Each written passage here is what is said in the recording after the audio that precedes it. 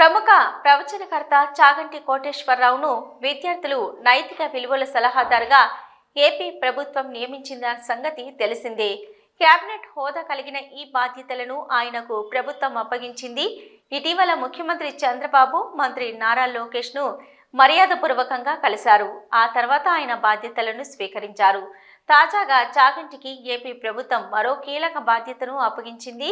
విద్యార్థుల్లో నైతిక విలువలను పెంచేందుకు చాగంటితో ప్రభుత్వం ప్రత్యేకంగా పుస్తకాలను తయారు చేయించి విద్యార్థులకు పంపిణీ చేయనుంది. 2 రోజుల క్రితం జరిగిన కేబినెట్ సమావేశంలో ఈ నిర్ణయం తీసుకున్నారు. కేబినెట్ నిర్ణయం మేరకు చాగంటికి అదనపు బాధ్యతలను అప్పగించారు. ఆ బాధ్యతలను స్వీకరిస్తున్నట్లు చాగంటి తెలిపారు. పిల్లలకు ఉపయోగపడేలా 4 మంచి మాటలు చెప్పాలనే ఉద్దేశంతోనే ప్రభుత్వం ఇచ్చిన బాధ్యతలను స్వీకరిస్తున్నానని చెప్పారు.